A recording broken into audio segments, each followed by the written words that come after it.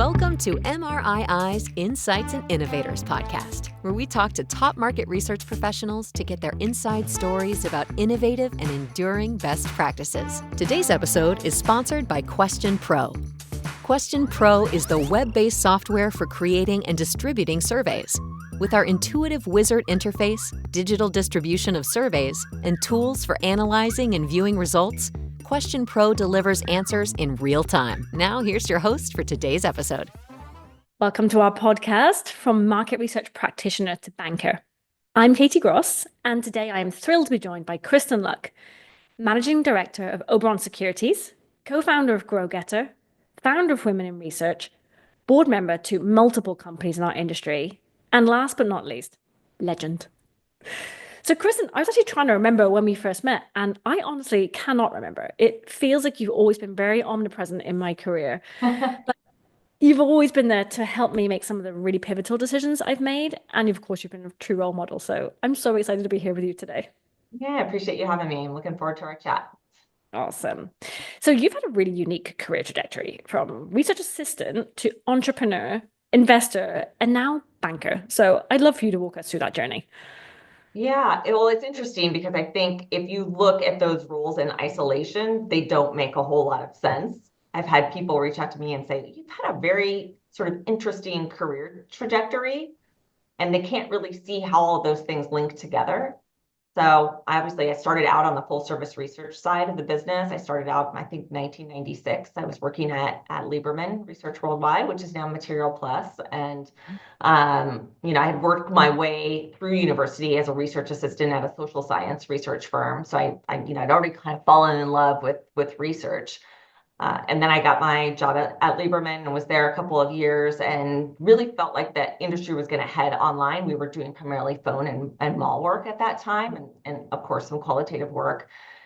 And I, being a very gutsy 26-year-old, marched into Dave Sackman's office and said, I think the whole research industry is going to go online and I want to be part of it. And at the time he said, we're really not going to go online. And Dave and I have laughed about that conversation several times, but he did a really important thing at that point. He said, if you really believe in online research and that is really what you want to do, then you should find a place to do that. And he wasn't firing me. He was just encouraging me to really follow that passion. And I think that's kind of defined my entire career, which is I gravitate toward the things that are the most interesting for me. So online research was a very, pivotal point for me career-wise. I went and joined AC Nielsen to build their first online research platform, and then quickly realized that Nielsen is a tricky place to run a tech startup. Ended up leaving, co-founding OTX, which was one of the first big online research firms. And then we sold that. I ended up starting a data visualization platform company that I then sold to Decipher.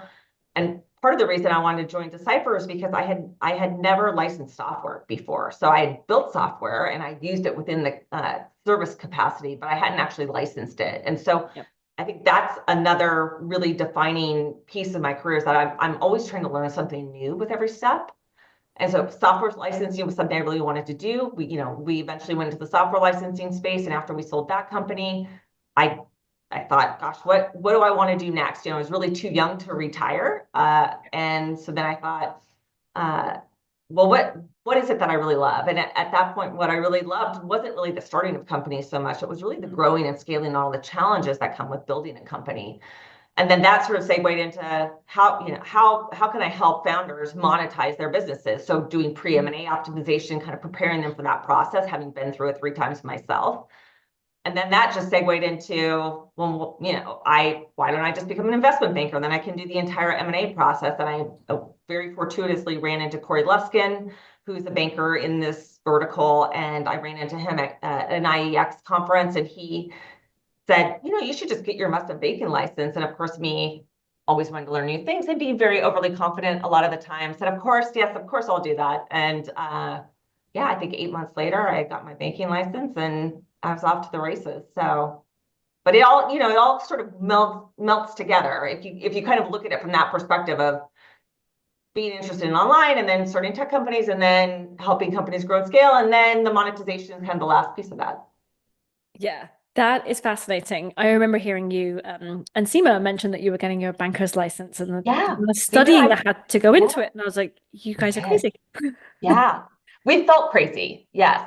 Yeah. We were taking our tests at the same time. So it was great because, we had another person to bounce our frustrations off of and our worries, I would say. Every test I went into, I was terrified. I hadn't taken a test in 20 years probably at that point. Yeah. So to have to really study that hard, which was literally every night and every weekend for 6 months, and then to take a test on a subject that I really only had known about from one side of the table, which is from a seller's perspective, but then to understand the whole ecosystem, the entire banking process, and all the nuances to it, and how companies are valued, and all the things that go into a sale process. It was really eye-opening.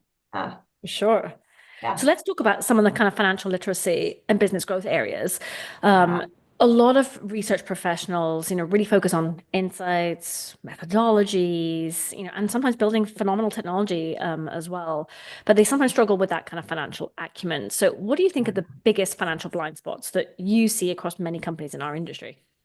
Yeah, I think it's tough because most people I think are in this industry are like me. I didn't go to business school. I graduated and I was a researcher and I went into research. And when you're working in a research business, you really are not trained on business finance. And that's a critical part, not only just being a C-suite executive, but also understanding how the business makes money so that you can be the most instrumental employee that you can in terms of growing that company. And so I think financial literacy is really important. It's the number one skill set that I encourage folks to learn, particularly if they want to move into a C-suite role, which is really understanding not only how the business makes money, but how to read those financial statements are super important. And then I think a lot of folks overlook financial ratios, which you should really be attuned with if you're running and managing a business, and particularly if you are trying to optimize that business for growth, or you're doing pre-M&A optimization work. And so when I talk about financial ratios, I mean everything from like activity and efficiency ratios to liquidity, solvency ratios, profitability ratios, valuation ratios. Like those are all things that we kind of look at from a banking standpoint to determine how well the company is performing and what its prospects are for future growth as well. So I think just becoming more familiar with that. I think it's not a skill set that we naturally have as researchers because we're focused on analyzing data, not so much financial data. Yeah, that makes so much sense. And I think Mark Simon, who was a previous boss of mine, also former podcast guest, always said to me, the more senior you become in a company, the more your life will be inside spreadsheets. It's true. Yeah. I was just telling someone last week, I have not conducted research in over 20 years. I've been running businesses. Once, there's the business of research and then there's the business of running a research business. Those are two very different skill sets. Yeah. So although I love research and I understand it, and I could certainly conduct a study today if I needed to. Once you get to a certain point in your career, you're really not doing research anymore. You're running the business and growing the business, as you know. Yeah, for sure. And of course, we've talked about it a little bit, but you've advised so many companies on scaling and selling and exiting. So what's the biggest piece of advice that you have for research business owners who are looking to grow? Like, what is that kind of secret to growth and scale? Yeah, well, I think unfortunately it's never just one thing. And I think that's where people sort of get lost a little bit. The activities that get you to 1 million in revenue, to 5 million in revenue, to 15 to 20 and past that, those are all very different growth stages, and the activities and the investments you make are going to be very different at those different stages of growth. And so I think a lot of time people get stuck working on something that worked to get them to 5 million, but that will not get them to 10 or 15 or 20 or beyond. And so it's really always about using data to tune your own business performance. And I think one of the things that is always fascinating to me is that research firms are literally the worst about using research and data to tune their own business. And I go into a lot of consulting engagements or pre-M&A optimization engagements, and I'm always surprised at how little data is being used to really understand how you can make the business either grow more quickly or become more profitable. And that's really the key. And it goes again back to that financial and or that data analysis of financials versus just focusing on the data that you're analyzing for your clients. Yeah, for sure. And I think you've mentioned it, we chatted this morning, but also in the past, I've heard you say the same thing, which is you probably already have as many customers as you ever need. And Yes, so, and trying to be all things to all people is too much. So focus is what really helps as well. sure. Yeah, yes, I think that one, we don't spend enough time growing and nurturing existing client relationships, which always have the opportunity to be larger and stickier than what we think they can be. Yes, I think that's super important. And I also think too that a lot of folks focus on very transactional short-term returns versus really investing in the long term. And when I say investing in the long term, and I rant about this quite a bit because I'm passionate about marketing, as you know, folks don't spend enough on marketing. They try to muscle through sales with no brand awareness, not getting in front of clients' eyeballs over and over and again. And, marketing is a long game strategy, but it can drive exponential growth at a much lower cost for, your customer acquisition cost goes down dramatically.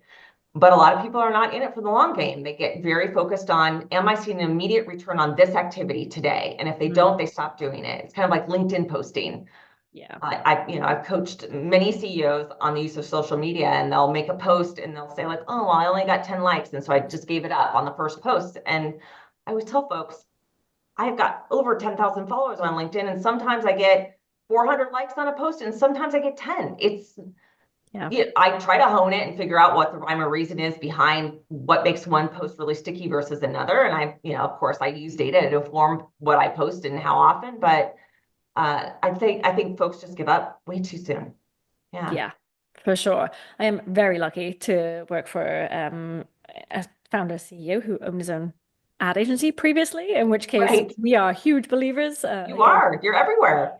A different podcast episode with him coming up, but the purpose of building a brand in market research is important. And what does our brand stand for? And it's certainly not just ROI and did we, hit our GR and our targets for sure. Yeah. I'm going to pivot a little bit over to women in research. So you founded Women in Research to support and elevate women in our industry. So a huge thank you personally from me for this.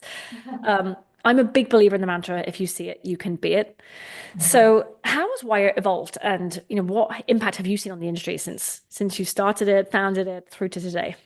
Yeah. Wire's evolved a lot. I mean, when I first started hosting Wire events, it was very unintended. There wasn't a whole lot of intent behind it, I would say. There was a woman that had moved to Los Angeles from San Francisco, and she was saying, oh gosh, I don't know any women in research in Los Angeles. And I said, oh gosh, I know lots of women. I'll just send an email to every woman I know. And then we got together for cocktails and did that, I think for 2 or 3 years without a whole lot of content or purpose behind it. And then at one point it was just getting larger and larger and larger. We'd started hosting events in New York and San Francisco and some other markets. And I thought, we really need to have more of a purpose behind this. Like, how do we help women navigate more effectively into C-suite roles, and what are the skills that women really need to learn, and how do we provide more opportunities for women to move into those roles? And so I think that's really been the focus. Is if you look at the research industry as a whole, the majority of researchers are female, but if you look at the C-suite and at the board level, it's slim pickings. Yeah. It's definitely better than when we started. I mean, I do think that, the work that we've done at Wire has had a really significant impact on the industry. We're seeing a lot more female entrepreneurs. We're seeing a lot more women in C-suite roles. We're seeing a lot more women on board. So, we're moving in the right direction, but it's a slog for sure. Yeah, for sure. And I think even just attending Wire and Wire Exec events for me, there were 2 key moments, I think, in my career with you. I once said, we were chatting about, networks, and I was like, well, like, I've met Dan Foreman, but I can't possibly call him. I'm far too junior. I was an SVP at the time, by the way. Yeah, You that's not too gave me a good junior. talking to for that comment. Yeah, I'm sort of the mindset, and maybe this is because I come from more of a sales background, is that the worst somebody's going to say is no. But I find that people in this industry are just incredibly generous with their time and really gracious about speaking to folks, particularly if they, if you're respectful of their time. And yeah, it's pretty rare that I have had somebody in my career that I've reached out to just flat out ignore me or say no. And people have been really generous with their time. And so I encourage people to, don't feel like you're too junior or that you don't have enough gravitas to have those conversations, because you probably do. Yeah. For sure. I remember calling you as well right before taking the role at Suzy to ask you for career advice. I was really nervous. Was I going to be good enough? Am I ready for the C-suite? And you simply said 4 words to me, which is take the bleep job. And 4 years later, here I am as the president of the company. So Yeah, look at never you. happened without your push. What challenges do you think that women still kind of face in market research today? And how can we really drive change that isn't just kind of like take the job and please call the person? Yeah.